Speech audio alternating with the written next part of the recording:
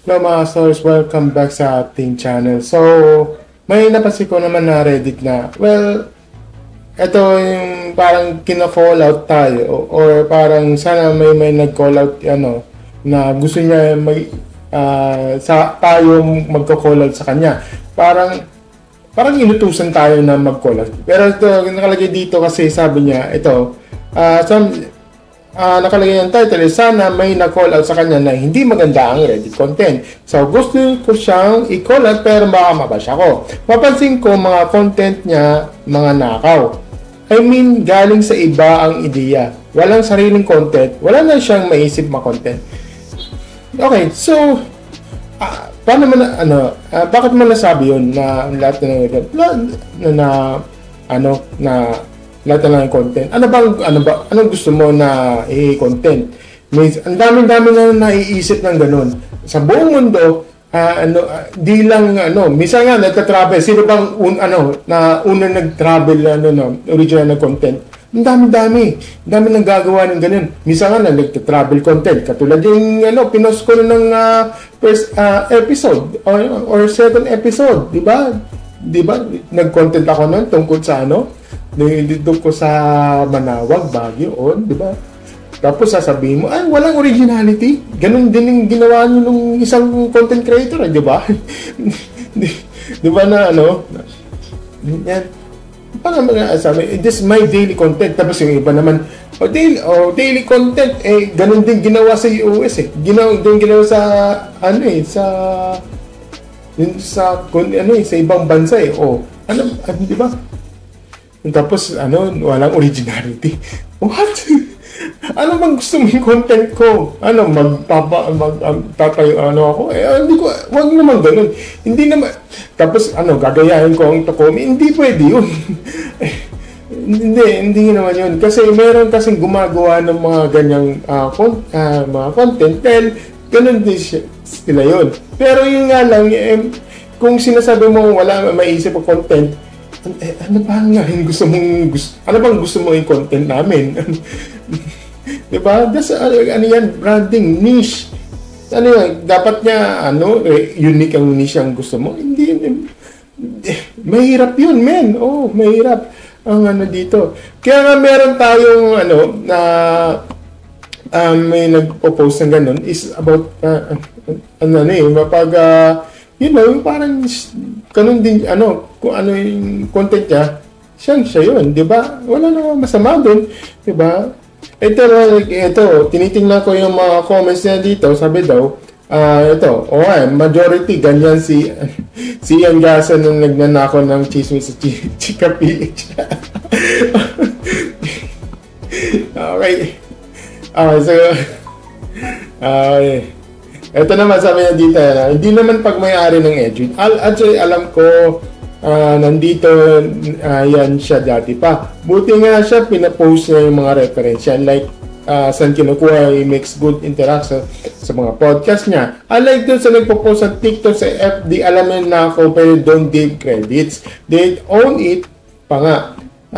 They use the reference available in public. Nothing wrong with that. Kabuhay na yun, one is own way to making a living. Ayun, napag-usapan natin ito yung Facebook versus Reddit sa isang video. Nalagay ko lang dyan. So, di ba, kaya ako nag-propose ako sa mga, sa mga Reddit, o nire-reactan ko yung mga Reddit. Kasi, doon, kasi doon magiging, may mga, sabihin natin 70%, 60% ang reliable, doon sa karamihan. Unlike sa mga Facebook, medyo 50% yung karamihan reliable. At mostly talaga, karamihan doon sa mga Facebook ay mga fake news. Di ba? Kaya ayaw ko na ipopost ko doon na baka ako pa yung madali. Okay? Ang daming madadali doon, lalo na pa Facebook. Ang dami nga yung mga TV ratings dinadaya na lang nila. Yung iba naman, isa nga, iba na malaki yung parang ratings, pero yun nga na ang ending nasara yung isang programa. Ayaw kang magbanggit, pero may mga ganun talaga, di ba? Ayun, kaya nga may mga ano tayo, kaya nandito ako sa Reddit kasi andito yung ang mga sense ng mga ano na pag-uusapan. Well, may sinasabi talaga mga elitista. Yun talaga may mga elitista talaga dito. Kasi sige, sabihin natin may elitista ang mga Reddit users, pero may sense naman ng nagsasabi nila. At saka may mga may point naman sila. Yun ang tinutukoy ko lang dito. Kaya nga pag mag-react ako dito, dapat meron tayong kabuluhan sa mga ganyang bagay-bagay. Katulad ng mga pag-usapan tungkol ito sa mga ano nangyari sa ganito, totoo ba to? O okay ba to? Ganon. May nasasabi. Kasi meron tayong checks and balance eh. Hindi kasi pwede yung nasasabihin mo, ang tangal mo naman, ang bobobo naman, ganun. Walang argument. Ang ginagawa, walang argument. Ginagawa nyo na puro ad hominem ang tinitira nyo. Pag walang ma-argument, ad hominem. Diba? Ad hominem, minsan nag-gaslight pa. Ang daming toxic doon sa Facebook. Kaya dito sa Reddit, kaya kailangan pag-usapan, di ba?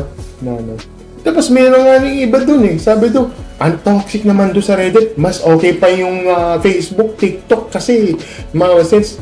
Sigurado ka ba dyan? Sigurado ka dyan na sinasabi mo na napapaniwala ka pa sa mga na mga fake news doon. Nakakalungkot na gano'n no? Parang nalamon sila sa mga brainwash na sa mga fake news na nagpapaniwala sila. Minsan hindi sila naniniwala na isang credible source ng ganito. At minsan napupunta sila sa mga fake news na napapaniwala sila at nalason sa kanilang utak, 'di ba? Kaya nakakalungkot sa ganyan. Kaya mayroon ito. Kaya sa mga perspective, kung ko-call out you have to you have to think twice dito para dyan na consequence kung gusto mong mag-call out, handa ka sa mga backlash yan. Kung mababash ka talaga. Wala tayong magagawa doon, di ba? Kasi kung may fanbase naman tong si Kuya para dyan, handa ka doon. Okay? So, yun lang masasabi ko. At yun lang sorry for the podcast. Tinignan ko lang dito sa mga outbursts at saka may mga komentary naman eh. Lahat naman tayo lahat tayo mayroon tayong mga opinion dito. Hindi kasi pwede yung kung ano yung opinion dito dapat opinion dapat same pa rin yung opinion dito. Dapat kung gusto lahat na may salungat sa mga ganyan, di ba? Kaya sabi niya dito, ito I don't understand why sabi ni Strawberry Penguin, I don't understand why. I'm not sure if some people are familiar with the TikTok account scaling stories. May mga follow ako na ganyan account because I think pasok siya sa needs ko. May podcast like 2 hot takes na lang sa Reddit na binabasa nila para ka nakikinig sa radyo. Hindi mo kailangan nanonood ng screen habang may ginagawa. May ganyang contents kasi may nakukuha silang audience. Some people hate that kind of content kasi for you. Hindi nag-iisip. Kinukuha lang sa Reddit post, then ayun, may views na. And also, hate yun ganun. Is it copy-paste lang sa text, sa screenshot, then post sa other platforms? Yun talaga walang effort. Pero for me, yung mga creators naman na ginagamit ng material from Reddit at ginalagyan ng sarili nilang artwork is okay. So, ayun. Kaya naman, binasa ko to ang comments na yan at hindi ko credibility. Unless may taong involved doon. Okay? May mga talaga na yung medyo yung parang medyo sensitibong content ang ginagawa dyan. Like sa, for example, yung mga yung political will, yung mga ganyan. Hindi ko, medyo, may kinokontent ako, pero hindi gaano. Okay? Alam mo naman kasi, di ba, yung sitwasyon ngayon, di ba, na yung nagagalit na partido, di ba? At mayroong supporters na kahit anong sabihin mo na sinasabi ibabacklash ka na instantly, di ba? Nakakalungkot sa ganun. May ganun na ito naman, okay naman 13 niya, forever sa may active na nga sila. I just following yung IG simula na puro ganun. Yes, oo. Kaya ako, pag nakita ko sa mga yan, I want to express my opinion na sinasabi ko. Pero hindi naman yung para against doon. To have to check and balances lang naman. Yun lang naman yung sinasabi ko. And yun, sana may paliwanagan ko. And yun, masasabi ko. And hope, maintindihan mo bakit ako yung kinokontent ko isa Reddit. Kaya meron tayong, dito na meron kasi tayong content na playlist na Reddit reactors, yung mga nasa kay nata siguro, nasa 34 nata ngayon, hindi ko lang. Nasa 30 plus na ngayon. Lagay mo na lang isa, meron tayong playlist kasi sa Reddit Reactions at meron tayong Reddit na playlist pala na random reactions. Yung random reactions like yung katulad yung Facebook, yung TikTok, IG or anything yung mga information about sa labas ng Reddit. Sa labas, 'di ba? Yung natin pag-usapan, 'di ba? At saka meron tayong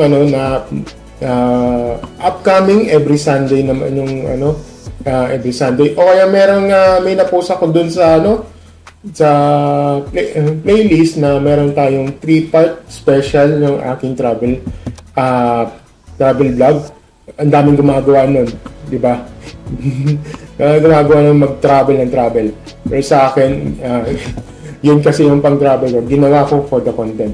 Tapos sasabihin mo, gaya-gaya na tanan din naman eh.